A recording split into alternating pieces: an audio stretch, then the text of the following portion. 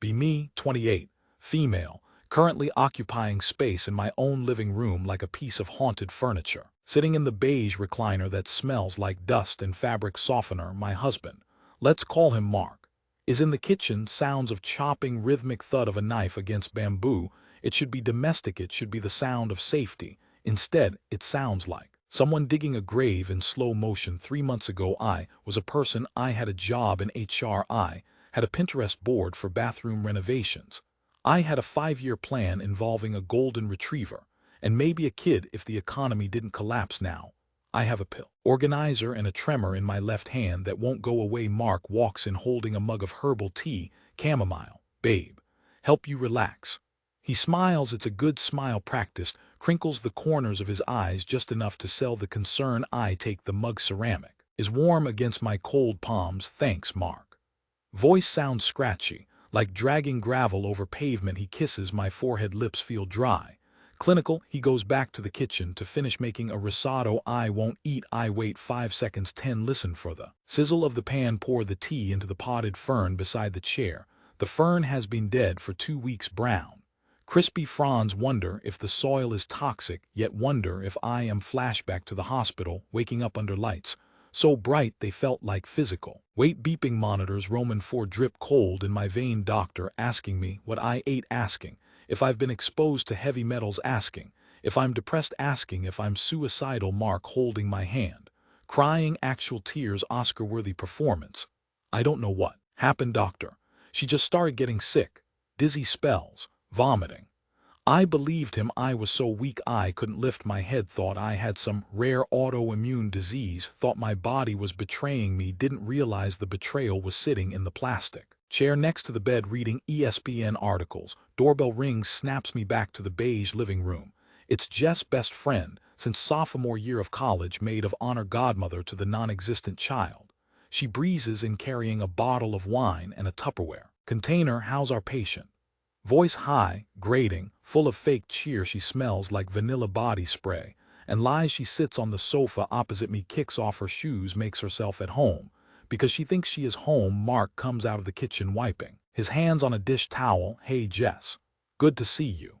The air changes, subtle shift in pressure like when a storm front moves and they don't touch, they don't need to. There's a magnetic hum between them, a shared frequency, the frequency of people who think they've gotten away with murder. Literally. Jess looks at me with wide, pitying eyes. You look better, Rachel. Really. Little more color in your cheeks. Lie. I look like a Victorian ghost, pale, gaunt, dark circles under my eyes that makeup can't hide. Lost 20 pounds in 6 weeks. Clothes hang off me like I'm a wire hanger. Feeling a bit stronger today. I say, neutral tone, keep the mask on, keep the rage locked in the basement of my ribs. That's great. Mark was so worried. Weren't you, Mark? Terrified, Mark says, opening the wine for her. He pours a glass, red wine, dark as blood. He doesn't offer me any medication interactions. He reminds me gently, wouldn't want to risk it. Right, wouldn't want to risk the liver failure happening too fast, needs to look natural. I found the phone 4 days after getting home. Mark is sloppy, or maybe just arrogant. Narcissists always think they are the smartest person in the room.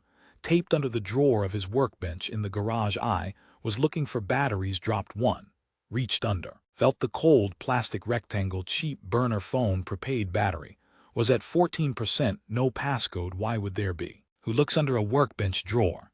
A wife looking for batteries, or a wife looking for a reason not to go insane. Sat on the concrete floor of the garage, dust on my sweatpants, scrolling through texts between mechanic and client.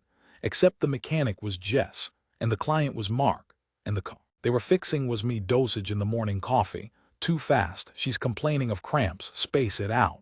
Life insurance policy clears the waiting period next month. Be patient. We need the autopsy to be clean. Miss you. Hate watching her breathe. Soon. Reading your own murder plot is a strange sensation. You expect to scream, you expect to vomit. Instead you turn into ice. Absolute zero. The part of me that loved Mark died on that garage floor. The part of me that trusted Jess withered away like the fern. I put the phone back exactly where I found it, wiped my prints, went inside, asked Mark if we had any batteries. He said he'd check later. He kissed me on the cheek. I let him back in the living room. Dinner is served, risotto with mushrooms. Mark puts a bowl in front of me. Eat up, sweetie. You need the strength. I look at the rice creamy, steaming smells like garlic and parmesan and paranoia, is this the night? Or are they waiting? Waiting for me to get better so the relapse looks tragic. I pick up the spoon, hand trembles not from the illness, from the effort of not stabbing him in the jugular with the fork. It looks great. I say, I take a tiny bite, move it around my mouth, swallow, wait for the burn. Nothing, just rice. Psychological torture is their side hustle. Poison is the main gig. Jess is eating enthusiastically, talking about her job, the marketing firm, complaining about HR, complaining about traffic, complaining about the mundanity of a life. She's trying to upgrade by cashing in on my death. It's so boring. That's the thing nobody tells you about evil. It's incredibly boring. They aren't masterminds. They're just greedy, horny idiots who watch too much Netflix, listening to Jess talk about a broken copier, while knowing she Googled undetectable poisons on a public library computer. It creates a dissonance in your brain, a static noise that drowns out everything else. Mark, did you see that new show?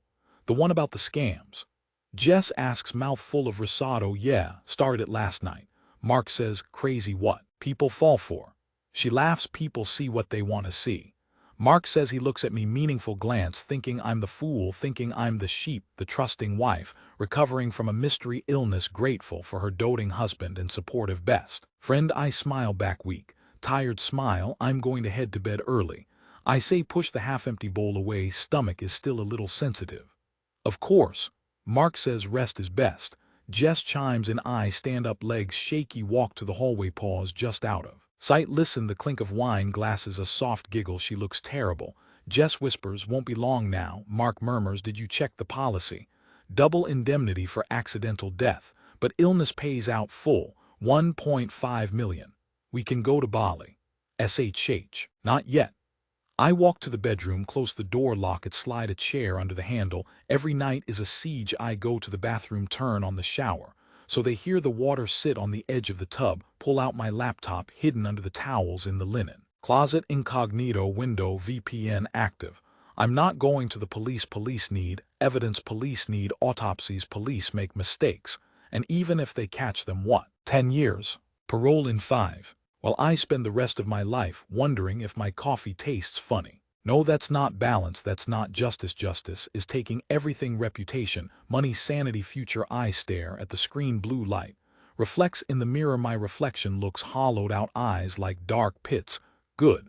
Let the old Rachel die. She was weak, she was nice, she liked potlucks and group chats. New Rachel is a ghost in the machine, and ghosts don't have rules. I open a new tab, start typing, creating a man who doesn't exist, wealthy, charming, interested in marketing, and looking for a bold woman to share his empire. Bait for the shark, time to go fishing. Continued from context. The apartment is silent, except for the hum of the refrigerator. That compressor hum used to be comforting white noise for a happy domestic life. Now, it sounds like a countdown, 2:14 a.m. My fingers hover over the trackpad, building a golem out of pixels and insecurity. Name: Julian Thorne. Occupation: venture capital. Focus on distressed assets. Location: London. Currently scouting in the States. It needs to be specific enough to be believable, vague enough to avoid fact-checking. I spend 40 minutes scrolling through obscure Instagram accounts of European architects. Find a guy in Oslo with 800 followers, jawline like a geometric proof, expensive watches, but not flashy eyes that look bored with the world. Perfect. Save image. Crop out the Norwegian street signs. Upload to a new LinkedIn profile. This is the modern dark arts. No Eye of Newt, just a premium subscription and a burner email address. I fill out the bio, buzzwords that act like pheromones to people like Jess. Disruptive, high yield, legacy building. She doesn't know what any of that actually means. She just knows it smells like money. I add a few fake connections, populate the profile with activity, repost an article about the death of the middle class. Caption it: adapt or die. Ironic. I pause, look at the digital man I've created. He represents everything Jess feels she's owed: status without labor, wealth without consequence. I search for her profile: Jessica Miller, marketing associate. Her picture is 3 years old, heavily filtered, trying to look eager and professional. I know the reality. She spends 6 hours a day scrolling shopping sites and 2 hours complaining about her workload. Hover over the connect button, heart hammering against my ribs, not fear, anticipation, like standing on the edge of a cliff and staring at the jagged rocks below. Click request sent. I shut the laptop, slide it back under the stack of towels, crawl back into bed next to Marky snoring, a soft, rhythmic rattle in his throat. I stare at his neck exposed, vulnerable. I could end this right now, pillow over the face, kitchen knife. But then I'd be the crazy wife, I'd be the villain in the Dateline episode. No, he has to lose everything first, he has to watch his world dissolve. I close my eyes, but I don't sleep. I wait for the sun to rise on the worst day of their lives. Morning sunlight hits the kitchen island, usually my favorite time of day. Now it's theater. Mark is at the stove scrambling eggs. The smell of butter and sulfur fills the room. Stomach lurches, actual nausea mixed with the fake illness I'm projecting. How are you feeling, babe? He asks, doesn't turn around, spatula scraping the pan. Scrape, scrape, scrape. Groggy, I say, voice raspy. Perfect performance. Head feels heavy. You should eat, he says, slides a plate onto the counter. Yellow mound of eggs, greasy steam rising. Protein will help you heal. I look at the eggs. Did he slip something in the salt? Arsenic in the butter? Maybe it's just Vicine today. Keep me sick, keep me pliable. I can't, I say, push the plate an inch away. Smell is getting to me. He turns, then face arranged into a mask of concern. Brows, furrowed, mouth turned down. It's a good mask. I fell for it for 7 years. Rachel, you have to eat something. You're wasting away. I'll grab a smoothie on the way to the office. I lie, pre-sealed, safer for my stomach. His eyes flick, micro expression of annoyance gone in an instant. Okay, just take care of yourself. I worry. I know you do. I stand up, kiss him on the cheek. His skin feels cold, clammy, like touching a reptile. Grab my keys, walk out the door, get in the car, lock the doors, immediately check the backseat. Paranoia is my new passenger. Drive to work, hands gripping the wheel until my knuckles turn white. Every car behind me is a threat. Every red light is an ambush. This is what they did to me. They took the safety of the world away, turned my life into a horror movie where the jump scare never comes. Park in the structure, 3rd floor. Check the burner phone stashed in the glove box. LinkedIn notification.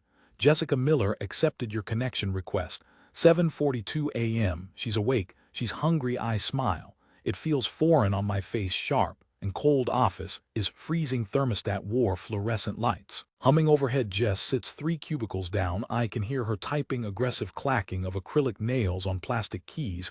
I walk past her desk to get to mine. She looks up, smile bright and fake eyes scanning my face for signs of death. Ratch, you made it in. She sounds disappointed. Barely. I say, slump against the partition. Had a rough night. Oh no, she says, swivels her chair. Full attention. Symptoms back. Worse, I whisper. Stomach cramps, dizziness. Felt like my heart was fluttering. She nods, sympathetic. Tilt of the head. Maybe it's stress or something environmental. Maybe. I say, Mark made me eggs, but I couldn't even look at them. Mark is such a saint, she says, voice dripping with admiration, taking care of you through all this. Most men would check out. He's 1 in a million. I agree. Internal scream trapped in my throat. Anyway, I have to prep for the quarterly review. Right, go sit. I'll bring you some tea. No, too loud, too sharp. I clear my throat. I mean, I brought my own herbal stuff the doctor recommended. Thanks though. She shrugs, turns back to her screen. I walk to my desk, sit down, boot up my work computer, open the incognito browser on the side monitor, log into Julian's profile. Time to cast the lure. I type a message, keep it professional but intriguing. Jessica, thanks for connecting. Came across your profile while looking into regional marketing trends. Your work on the Delaney campaign was sharp. Rare to see that kind of instinct. The Delaney campaign was a disaster. She tanked it, but flattery is a drug and Jess is an addict. Hit send. I watch her from the corner of my eye, reflection in the dark glass of the window. She picks up her phone, pauses, thumbs tap rapidly. She puts the phone down, picks it up again, fixes her hair, preening for a digital stranger. My screen pings, thank you, Julian. That means a lot coming from someone with your background. I felt the Delaney project was misunderstood. Glad someone sees the vision. Hooked. I wait 5 minutes, let her stew, let her click through Julian's profile again, let her look at the stolen face of the Norwegian architect, let her imagine a life where she isn't answering to a middle manager in a beige office. I type back, vision is the only currency that matters. I'm in town for a few weeks, closing a round of funding. Looking to build a local team for a stealth startup. Looking for bold thinkers. Bold code for reckless, code for willing to do anything. She responds in 30 seconds. I'd love to hear more. My current role is Limiting. I almost laugh out loud limiting. She's plotting a murder because she's bored, because her credit cards are maxed out, because she wants my husband and my life insurance policy. I type. I like hunger. It can't be taught. Let's move this to a more secure channel. LinkedIn is a bit public for what I'm working on. Give her a WhatsApp number linked to the burner. Isolation. Get her away from the public eye. Make it feel exclusive. Conspiratorial. She loves a conspiracy. Added you. She writes back. I lean back in my chair. Stomach growls. I'm starving. Haven't eaten a real meal in 3 days. Surviving on sealed protein bars and bottled water kept in my locked car trunk. But the hunger feels good now. It feels like fuel. I look over the partition. Jess is smiling at her phone, biting her lower lip, twirling a strand of bleached hair. She thinks she just found a winning lottery ticket. She has no idea she just pulled the pin on a grenade. I pick up a file folder, pretend to work. Mark texts me, hope you're feeling better. Love you. I stare at the words love you texting me while he's probably researching cremation services. I don't reply. I turn my attention back to the burner phone. Julian needs to be charming. Julian needs to be the escape hatch. I type out a message. As Julian just looked at your portfolio again. You're wasting your time. There, Jessica. You were built for bigger things. Send. I watch her shoulders relax. She sighs, a sound of pure validation. She believes it. That's the tragedy. She believes she deserves the world. And she's willing to kill her best friend to get a down payment on it. Fine, I'll give her the world and then I'll let it crush her. Office air conditioning hums low-frequency drone that usually puts me to sleep now. It sounds like a countdown. Watch Jess from my periphery. She's glowing, actual physiological flush to her skin. Dopamine hit from a digital ghost. She types furiously, stops, checks her reflection in her phone screen, fixes a stray hair. Resume typing. My burner phone vibrates in my pocket.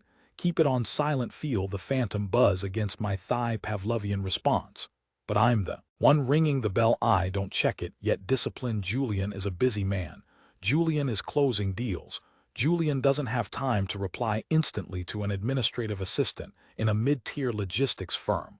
I wait exactly 42 minutes. During that time, I scrutinize a spreadsheet. Numbers blur. Cells C4 through G12 look like prison bars. My stomach cramps hard, sharp, twisting pain. Body eating itself. Ketosis or starvation doesn't matter. Clarity is high. Senses are dialed up to 11. I can smell Jess's perfume from 20 feet away. Sickly sweet vanilla and desperate ambition. Finally slide the burner out under the desk. Julian. Sorry, Jessica. Boardroom chaos. Investors are sharks. You know how it is. Julian. Just realized I never asked. What's your current liquidity situation? This position requires a buy-in. Equity stake. Standard for the inner circle. Hit send. Watch her. She reads it. Posture stiffens. The dream hits a speed bump. She bites her thumbnail, chipping the cheap polish. She's doing the math. She has no liquidity. She has debt. She has a leased car and a closet full of clothes she can't afford. And she has a conspiracy to murder me for a payout that hasn't arrived. Yet I wait for the panic to settle. Then I offer the rope. Julian. Don't stress if you're tied up. I have other candidates. Just felt you had the right hunger. Let me know if you want to pass. The takeaway. Classic sales tactic. Nothing makes a rat run the maze faster than the smell of cheese being pulled away. She starts typing immediately. Frantic energy. Jess. No, not passing. I can move some things around. How much is the buy-in? I smile at my spreadsheet. Julian. 5K. Token amount. Shows you're serious. We close the round on Friday. Friday. 3 days. Impossible for her unless she steals it or squeezes it out. Her accomplice drive home is a blur. Autopilot through gray suburbs. Every house looks the same. Vinyl siding manicured. Lawns. Little boxes for people to rot in. Pull into my driveway. Mark's car. Is there oil stain on the concrete underneath? Its symbolism is too on the nose. He's inside. The man who mixes antifreeze into my morning smoothies. Or whatever it was. Rat poison in the pasta sauce. Crushed pills in the wine. I check the trunk before I get out. Case of water. Box of sealed protein bars. My lifeline. Crack a bottle of water. Chug half of it. Warm. Tastes like plastic and survival. Eat a protein bar in 3 bites. Dry, chalky. Chokes me a little. Swallow it down. Wipe crumbs from my lips. Put on the mask. The loving wife mask. The clueless victim mask. Walk inside. Smell of garlic and onions sautéing. Domestic bliss. Stomach turns over. Nausea is instantaneous. Hey babe. He calls from the kitchen. Voice is light, cheerful, the voice of a man who thinks he's weeks away from being a widower. Hey. I call back. Voice sounds thin to my own ears. Hang up my coat. He walks out, wiping hands on a dish towel, comes in for a hug. I freeze for a microsecond, force my muscles to relax, let him wrap his arms around me. He smells like sweat and cooking oil, and underneath that the metallic tang of betrayal. He squeezes tight. How was work? Boring, I say, muffled against his chest. Same old spreadsheets. Made your favorite, he says, pulls back, grinning, eyes crinkling at the corners. He looks tired, though, bags under his eyes. Murder is exhausting work, apparently. Carbonara, he says, smells great. I lie, I'm actually not super hungry, though. Had a huge lunch. Jess brought in bagels. Lie. His smile falters just a fraction, a glitch in the matrix. You gotta eat something, Rachel. You've been losing weight. I'm worried about you. Gaslighting 101. Poison me, make me sick. Tell me you're worried about how sick I look. Maybe just a little later. I say, I'm gonna go wash up.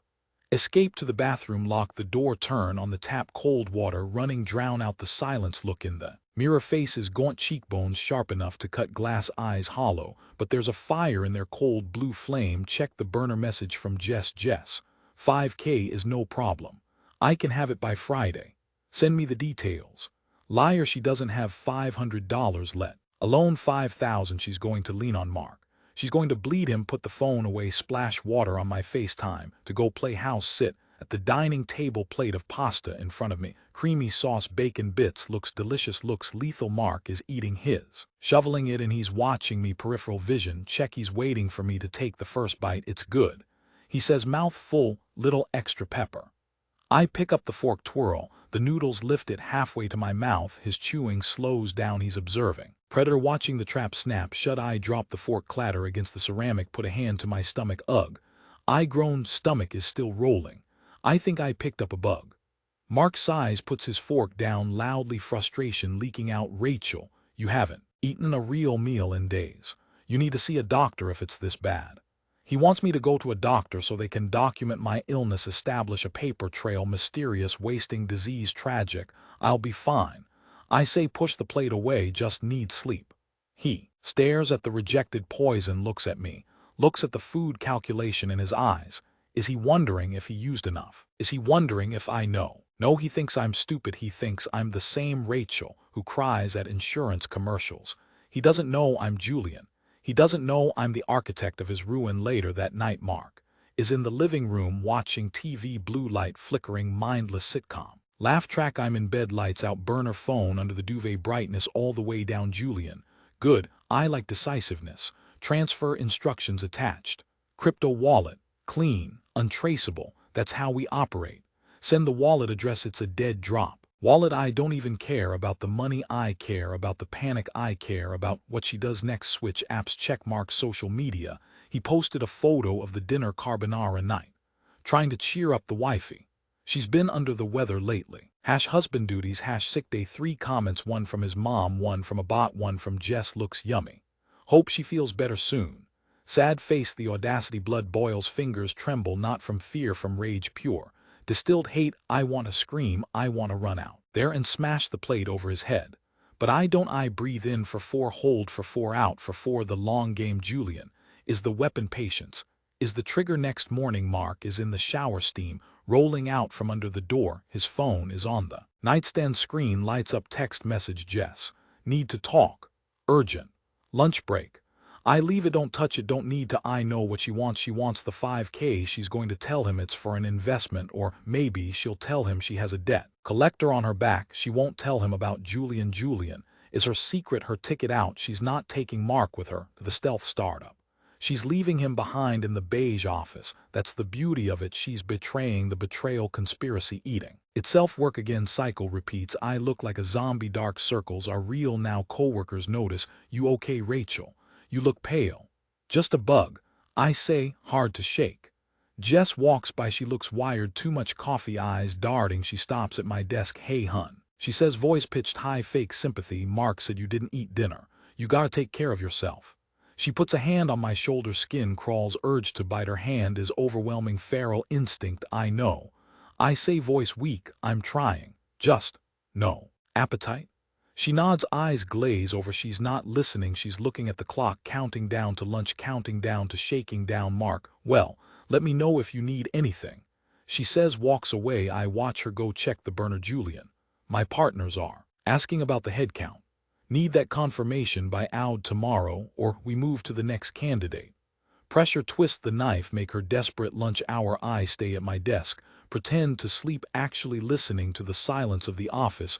Most people are out. Jess is gone. Mark works 10 minutes away. They're meeting. I can feel it, sitting in his Honda Civic or a booth at Applebee's, arguing about money. I imagine the conversation. Jess, I need 5K. Mark. Mark, what? Are you crazy?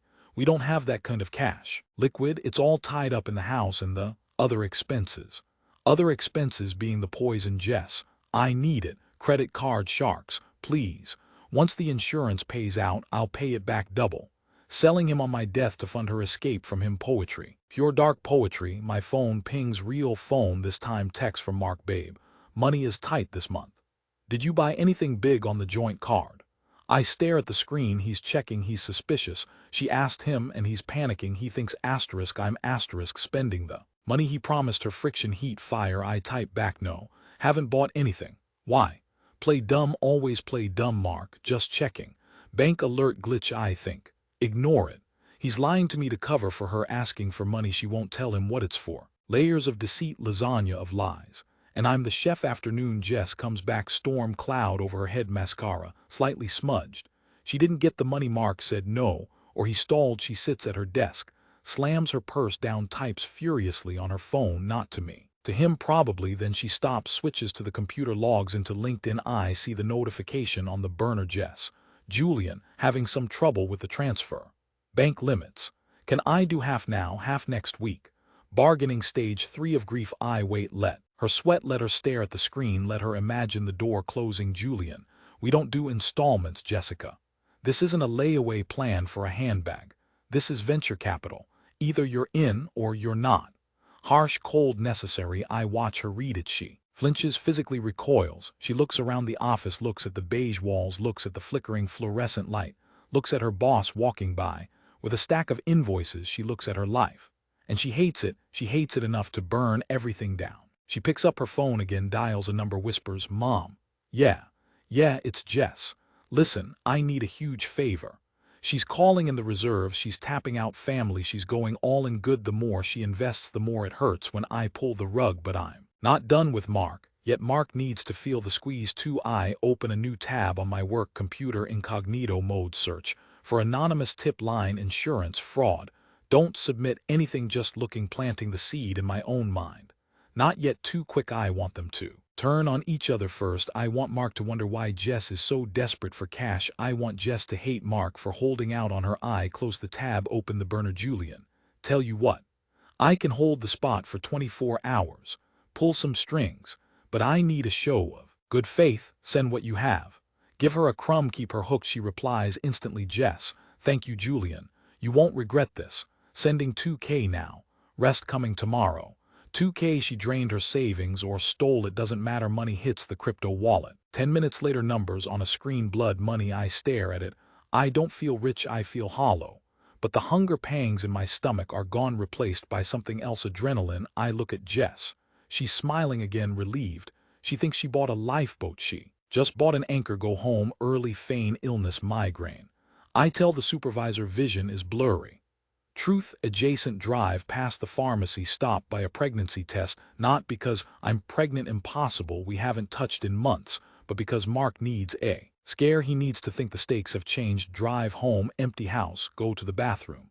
Unwrap the test, take a red marker, carefully, surgically draw a second line, faint, barely there, but visible. Leave it in the trash, can write on top where he'll see it when he throws away his floss. Plant the bomb, walk away, sit on the couch, wait for the front door to open, wait for the rat to come home to the maze.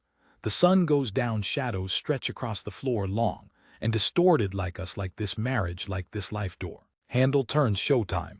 Mark walks in. The routine is a flat circle, keys hit, the ceramic bowl clatter echoes too loud in the silent house. He sighs, that specific, grating exhale he does when he wants me to ask him about his day. Don't I stay on the couch, knees pulled to my chest, staring at a dead TV screen. Hey babe, He says voice is thick with fake concern. Oily supervisor called. Said you left early. Migraine again. He walks over, puts a hand on my shoulder, skin crawls, every nerve ending screams asterisk predator asterisk. I force myself to lean into it, muscle memory of a dead marriage, yeah. I whisper, vision got spotty, felt like knives behind my eyes. He freezes for a microsecond. I wonder if he thinks the poison is finally working, if he thinks this is the end game. You should rest, he says, patting me like a dog. I'm gonna go wash up. He walks down the hall. I count the seconds. 1, 2, bathroom door clicks shut. 3, 4, sound of the zipper, sound of the flush water running. Then silence, silence that stretches. He's seen it. He's staring at the red marker line in the trash, calculating, running the math on a dead woman walking. How does a corpse gestate? How does he explain a miscarriage if I die next week? Does it ruin the payout?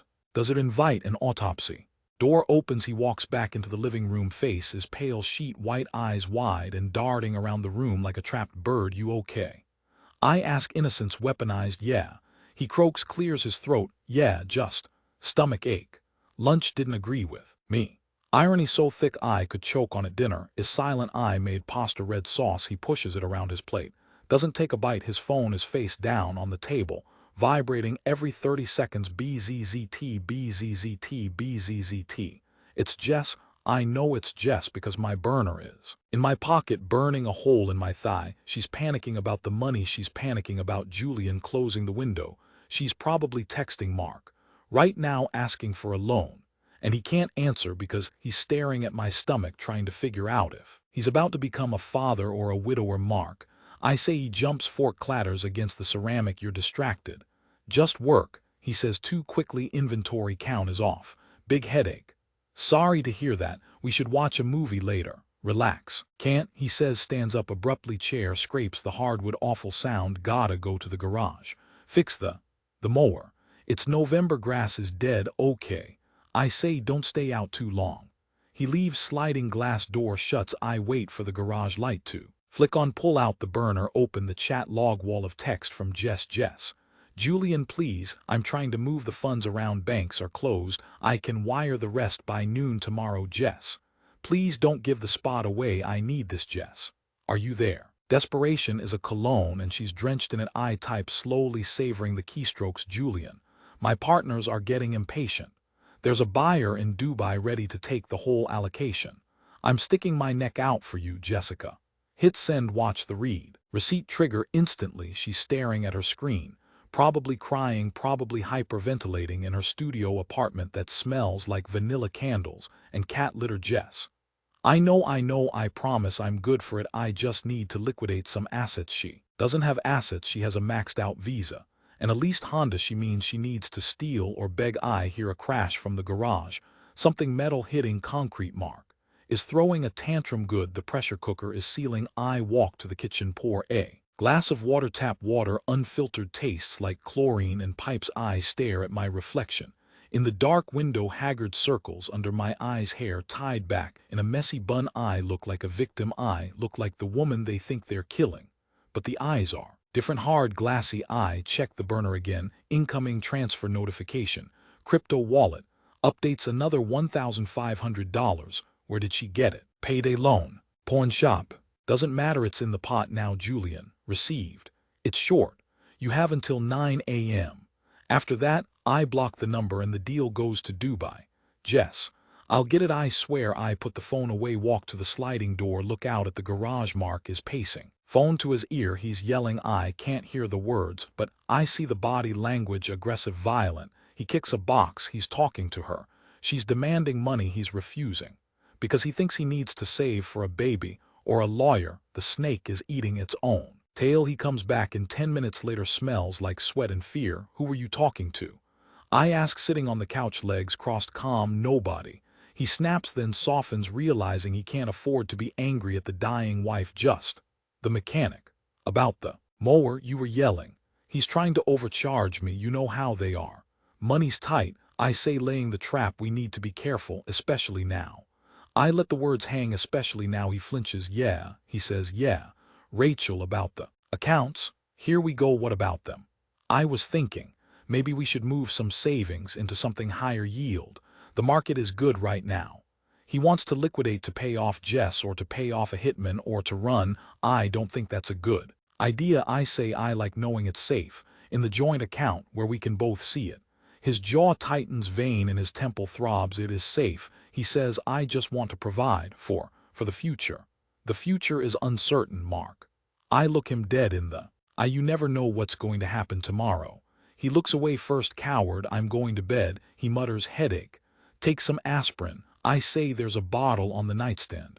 I put it there for you.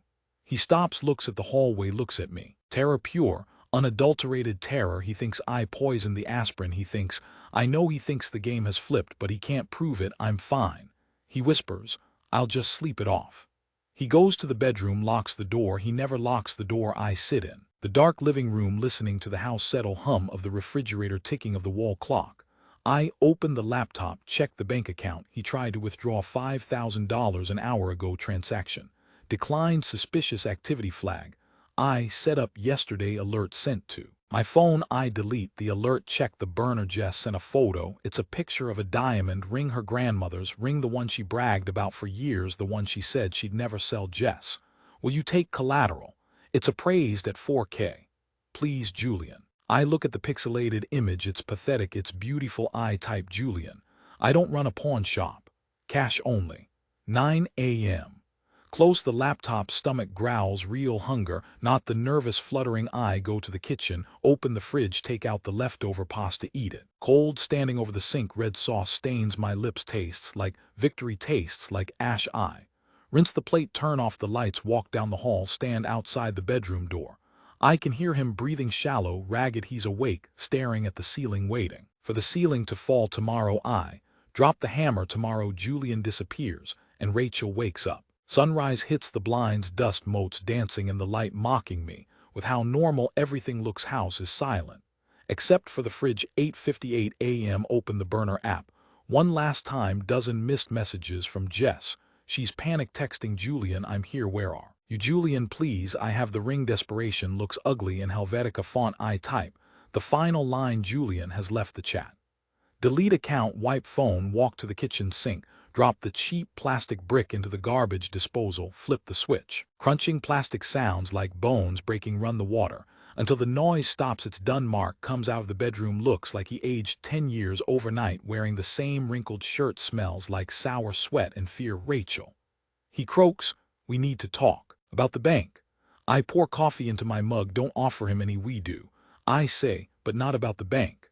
Toss a manila envelope on the counter. Sound is loud in the quiet kitchen. He stares at it like it's a bomb. It is printed. Screenshots the search history about antifreeze, the text with Jess regarding dosages, the life insurance policy, edits from 2 months ago. He freezes hand, hovering over the granite. He doesn't touch it. He knows exactly what it is. How long? He whispers, eyes wide, fixed on the floor. Long enough.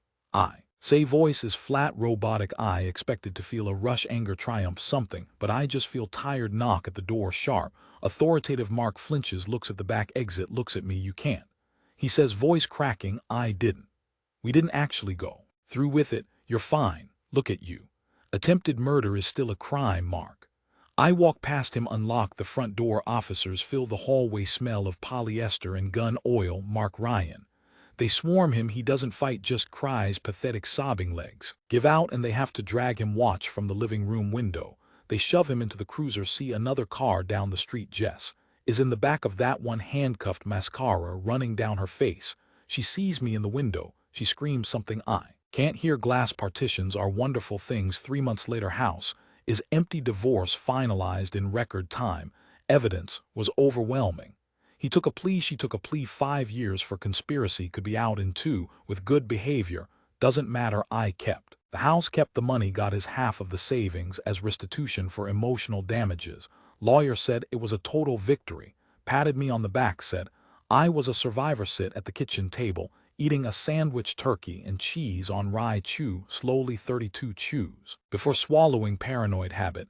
I can't break. Check the seal on the water bottle before drinking. Another habit. House is safe. Locks are changed. Cameras installed at every angle. Motion sensors in the yard.